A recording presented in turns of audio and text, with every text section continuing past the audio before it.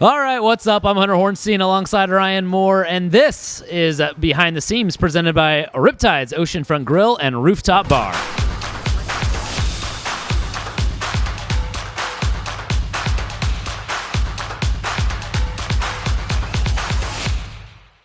All right, welcome back to the show, episode 3 of Behind the Seams. I'm Hunter Horenstein. That is Ryan Moore. We are inside today. We've got different looking drinks today. A little change up here as we make it to the halfway mark of the season. This is episode 3 of the in-season season, but we are at the midway mark of the Pelican season. Just got done with another great homestand. A lot of fun to be had at the ballpark, as well as saying goodbye to an alternate logo, an alternate moniker that has been with the family for a while, but it was time to set it free, set it off into the ocean there, Ryan. The final swim, I believe, right? The final swim. Yeah, old Kenny Powers. Eastbound and Down was filmed in Myrtle Beach. I believe it was in 2010, maybe the second season, and they filmed it at our ballpark. They were a make-believe minor league team that Kenny Powers was coming back through the ranks and in his pursuit of making the big leagues, and just a bunch of debauchery. And we've had some fun with it over the years, but I think the time has come for old Kenny to take his final swim. That being caveated is if Danny McBride ever wants to come to the ballpark, Kenny Powers is back alive again. He comes back off the beach. He's swimming he back. swims back. He comes back. But we have since paid homage to that with a number of different giveaways. We've done hats. We've done jerseys. We've done socks. The latest giveaway, the final giveaway of this season, was the shirts, which I'm so proudly rocking. This thing is awesome. It feels nice. Doesn't feel like that cheap material. It's the perfect. That's nice. It's the perfect shirt for the summer months, especially here in Myrtle Beach. And it's a great way to pay homage to the Myrtle Beach Mermen. But we say goodbye to them. They are done, and the first half of the season is pretty much wrapped up. I think the on-field success has exceeded our wildest expectations. The amount of fans that have come to the ballpark has been wonderful to see. And that being said, we still have halfway to go. So a lot more fun, a lot more things going on. This is the show where we bring your questions directly to Captain R. Moore, team presidents of the Pelicans. Let's do a drink review first. Ooh, yeah. What do you got? My apologies. Completely forgot. Changed it up a little bit. Went with a mojito this time. Wanted a little bit of a rum drink, so went with a mojito. This is a kiwi lime? Kiwi strawberry? One of those. It has kiwi in it. It's red, so I'm guessing strawberry. Kiwi strawberry mojito. We're going to add a little bit of lime in there. And I'll tell you what, it is delicious. We were talking before we got going on this episode that we want something refreshing. I got one here. What about you? I got the standard margarita on the rocks. I'm a no-salt guy. Silver tequila. It's delicious. It's refreshing. It's exactly what I was looking for. Let's get into our questions. We got our drinks. We got our questions. Let's get right on into them.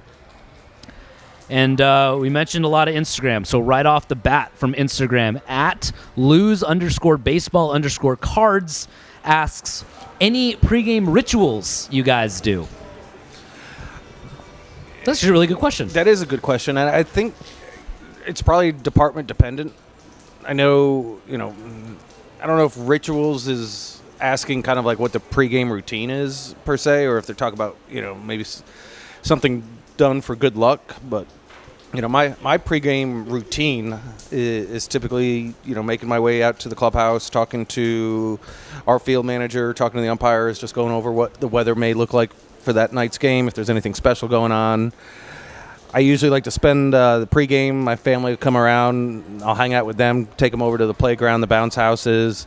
But they know, about 10, 15 minutes before the game starts, they got to be in their seats, get ready for the national anthem, and, watch an inning of baseball before they're scrambling to go back out and explore the concourse, if you will. So bounce houses are very important in their lives right now. What about you? Do you? I know you have routines. The routine somewhat stays the same. As far as getting ready for the game, I always like to take like an hour and a half or so out in the middle of the day. I'll go home, go walk the dog, just spend some time away, not thinking about anything other than just hanging out with him. And then it gives me a chance to kind of gather my things, pack up the backpack, and then come back into the ballpark around 2 to get ready to go. But we've got staff showing up probably about 2 hours before first pitch, and then we have our production meeting with our promo team and our camera folk, as well as the meetings with the game day staff, the ushers, ticket takers, and then it's gates open and away we go. So that time in the middle of the afternoon is kind of my chance to get away a little bit. Big splash goes up in the morning. That's kind of you have your checklist. That's that biggest ritual of okay, it's a game day. You get that banner over in left field facing Grissom and 21st saying game tonight. You get big splash up and going, and as the day goes on, you start to kind of build. Arches. Exactly. Yep, you have that checklist of things. But then again, every day kind of changes. Sometimes we have other things that we've got to get doing. It's really important that we have that checklist so that we have the flexibility. All right, next question. From Instagram, Nate Move 5 wants to know, what's the coolest thing at the park? I think it depends on who you are and what you came for, and I think that may be the coolest thing about the park. A couple of guys were sitting behind me and say, this is the cool aspect of minor league baseball. It's like the spring training is what they referenced it, is like you're right on top of the action, and these guys are throwing 98 miles an hour. Alcantara had a 458-foot home run the other night that had an exit velo of 113. That's big league numbers. And to be able to see that from 10 feet away, that may be the coolest thing for your pure baseball enthusiasts. So there's something for everybody. We were just talking, my kids, and obviously the coolest thing for them is the bounce house and the playground and the speed pitch and that. But a lot of folks are saying the new RipTydz rally deck is the coolest area. If you haven't come out to the park and seen it, make sure you do. It's over in left field, overlooks the field. It's got the same kind of colors and vibes that this place here does. There's something for everyone. I know it's kind of that canned answer, but I think it's too hard to kind of pigeonhole and say this is the coolest aspect of the ballpark, because that's a subjective kind of personal feeling. I think the coolest fact or factoid of the ballpark is the history of the actual seats. Mm-hmm. Yep. The fact that they came from Fulton County Stadium. Can somebody look up? Can somebody look up and see when Fulton County Stadium was built? Or Fulton County? Yeah. Old Brave Stadium. We've got a research department for this episode. We do. If they're going to sit here and just watch, we're going to put them to work. Those seats, when the Braves left Fulton County Stadium and went to Turner Field, they obviously weren't taking those old seats. 1965 was when Fulton County, and that's what we believe these seats were from the initial start of Fulton County Stadium. So 1965, Braves left for Turner Field. Capital Broadcasting at the time, with us being a Braves affiliate at the time, bought those used seats and shipped them to Myrtle Beach, and those are still the seats that are in the park today. So outside of potentially Buddy Bailey, those seats have probably seen more baseball than most people on the face of this planet. All right, good question. Moving on. We're now on Twitter at Rob Wagner DJ from Twitter wants to know, what percentage of fans are visiting from Chicago? We actually track where fans come from, and we saw a huge spike, not necessarily just Chicago, but kind of that greater Midwest Cubs area, Cubs country. We've seen a huge bump. The Cubs fandom is obviously one of the largest in baseball and maybe even sports as a whole. So we do get a lot of folks that are traveling in as Cubs fans. Over the course of the season, you're probably looking at, from Illinois itself, probably about 5% of our total fans, which it's a decent number when you extrapolate it. Good question, Rob. All right. Can I ask the next question? Yeah, go for it. Here, Can you guys get us another round of drinks? Yes. Margarita. That was the best question of the day. That was a great question. That was a great question. All right, we're going back to Instagram now on this next question. Ambistretta302. I'm going to say that's what that is. is asking, how many jerseys do you have? I think, do you have, meaning the Pelicans? Oh. All right. Our main uniforms, we have our home whites. We have the all blues with white pants. On the road, we have the grays. As permanent alternatives, we have our Copa Series, which made its debut this last homestand. We have our Palmetto State. We typically wear the blue variety, but we also have a green one. We have now brought the Pirate jerseys into the fold for every Thursday game. And then we had, is that it in terms? Oh, we will be introducing a new one. I'm not sure if we've shown anybody it, but it's going to be our variation of the City Connect series. If we feel generous, we can potentially just plug that right into this right here, and whoever is watching this show will be the first to see those jerseys. But once we release those, we'll have a good story to tell on how they came to be. And then you have your one-off nights, or am I missing anything else in terms of... Oh, the red, white, and blue. Yes, that one is going to be part of our permanent kind of holiday celebration jerseys. And you have your theme nights, your one-offs, and sometimes these one-offs become multi-years. The American Sign Language jerseys, we have pretty much a new iteration of that every year. Same with our military appreciation jerseys. Back for a second time this year, we had our mental health awareness jerseys. That may be about it. I don't know. It's a lot, and I think the thought behind it is you don't want to go away from who you are at the core, and you're always going to want to wear your primary jerseys the majority of the time.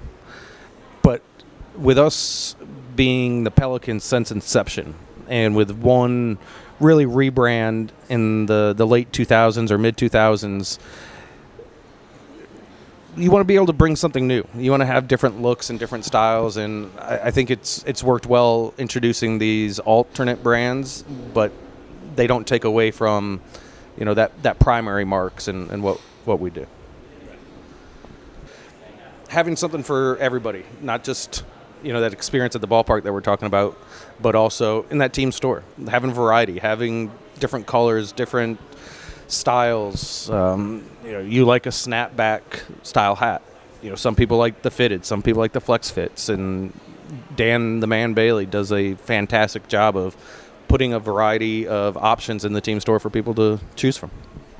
All right, here we go. Oh, hey, look, from our own research department, just to your right, at Sam_Weiderhaft from Twitter wants to know, what's Ryan Moore's favorite color and style of sock?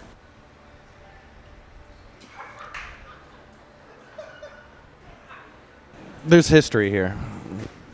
Sam, you want to come over here? Let's get you on the mic. Why not? Hey, Sam was bird dogging this entire episode waiting for the chance to come up, and he purposely didn't wear socks today. Here I thought we had a research department for the first time, and no, he's over there just on Twitter messing around hoping that we got to his question. Come here, Sam. Come on over. Come on over. All right. Welcome to the show. This is Sam Weiderhaft. He's our broadcaster. You guys hear him on the radio and stuff, or MILB.TV. Sam, go ahead and ask your question to Ryan. Why'd you ask the question? Why? Because I'm looking for guidance myself from you, you're from not, the man that's this is not an authentic. expert in this department. This is not sincere and authentic. Sam, and it wasn't from me initially. I did side with the folks that were talking about Sam's wardrobe choices, right. Specifically his socks choice. And what type of socks were you wearing with what type of shoes? Those are white ankle socks with what these guys call boat shoes. I just call sneakers, but supposedly they are boat shoes that are not supposed to be worn with socks. So, and with black dress pants. That was the big thing. Yeah, forgot to say that. I like no shows if I'm wearing shorts. Right. Even some pant variety. I'm not a big calf sock guy. That's not my favorite. Yeah. I don't think I own a pair of whatever style you had. My favorite color sock or just favorite color? Favorite color sock. I mean, this is what the color sock whole depends thing on was what the outfit looks like. That's fine, yeah. You don't wear red socks with a blue outfit. right. Vice versa. I typically like to wear a sock color that blends in with the shoe Okay. because I'm a no-show guy. So if it does show, I'd rather it be the same color opposed to like a black dress sock with boat shoes, Yeah. which stands out like a no-wake sign on the middle of the intercoastal. Didn't know it was that bad. No, it's not that bad. Have you been more aware of your socks choices as you're putting them on now? And then actually, Sunday, one of our Sunday games of a recent homestand, I put on black Nike ankle socks. And I said to myself, the guys are going to love this. And I went in the war room, and I pulled up my pant legs, and sure enough, it was a big hit. So, No kidding. Yeah. That didn't make its way down the hallway. It should have. Nobody talked about the wonderful socks of Sam. Canelo looks disgusted over there. I don't think using the word like being hit is really appropriate. We were just proud that he finally was wearing like normal socks. Big hit. That's how I would say it. It blended in with the pants. People were proud of me. That's The good news is you don't see Sam Weiderhaft's faux pas down by his feet on the broadcast, but you will hear him on MILB.TV. He is also the one that brings you those wonderful interviews on his podcast with Sam Weiderhaft, Pelicans Road Trip. Make sure you tune into that. And also Bingo Drive, which is another content series that we have. Make sure you tune into old Sam Weiderhaft here and listen to him the rest of the way as he calls Pelicans baseball games. Sam, thank you for joining us. Appreciate you wearing sunglasses too on it. Thank you. You socked it out of the park there, Sam. How long you waited on that one? You've been holding on to that I one was like, for a don't little forget bit. it, don't forget it, don't forget it. All right. Well, it's fitting that we've reached the last question now that this episode is completely off the rails. We go to Peyton is Weaver from Instagram. What day of the weeks is the best for a Pelicans game? Not Monday. Because we're not playing. Tuesdays are great if you like tacos and tall boys because you get $2 tacos and $3 tall boys, Modelo, Corona, and a little bit of land shark sprinkled in. If you're a hot dog guy or girl, Wednesdays are your day, half off hot dogs. If you're big into domestic, ice cold domestic beer, Thursdays and Saturdays are great. We're giving those away for $2 for a 16-ounce Bud or Bud Light. If you're a cocktail person, Thursdays, Saturdays also, you get this giant mixed drink for the low price of only $25. Fridays are always a blast. Nah. So we have a kids theme on Fridays, and then we end the night with fireworks and kids run the bases. That is my family's favorite night. Saturday or Fridays we always have that kids theme. Saturdays is kind of a press and repeat from Thursdays, and then Sundays now that we're into the summer months and through the end of the season, we're not going to cut it off. Once we get towards the fall portion of our season, we're going to run it right through September 11th. We have added fireworks and kids run the bases to every Sunday night game. And there's pregame catch on the field, too. So Sunday is just a mess of all sorts of fun. A lot of fun to be had at the Pelicans this season. We've got a full second half of the season to go. And if you want, come here, too. We got the pitch clock going, so games are ending quicker. You can come here pregame, you can come here postgame. RipTydz, there's 3 decks. We're on the 3rd deck right now. Yeah, we're inside, but we're still wearing our sunglasses, and it's still a lot of fun. Good drinks, good food. We can attest to both of those. And If there's anybody that wants to come out and watch the live taping of this, after signing an NDA for the cut stuff, I'd be more than happy to buy somebody a beverage. DM us, ask us when we're doing this next, and we may just open it up to some public Q&As as well. That's the only reason why we have our research team this time. I just want to blend them out a little. let's get some more folks there. Look at Sam. He's already got his Sam's backpack. He's already Sam ready came to... for one purpose only. He was like, I'm going to get called up there for the sock thing. This is going to be good for me. Sam is literally out the door. He's like that guy that comes over for dinner, and before you even tell him that there's dessert, he's like, well, yeah, I got some other things I got to do tonight, and he's just out. He's got to go to RipTydz. That's exactly it. Yeah. All right. Well, that's another episode 3 of the in-season season of Behind the Seams. I want to remind you, if you want to submit your questions, he'll answer them. Facebook, Twitter, Instagram, hit us up.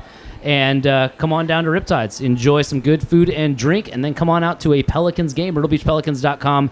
Check out all of the promotions and the tickets there. We will see you at the ballpark. For Ryan Moore, I'm Hunter Horenstein. This has been another episode of Behind the Seams presented by RipTydz Oceanfront Grill and Rooftop Bar.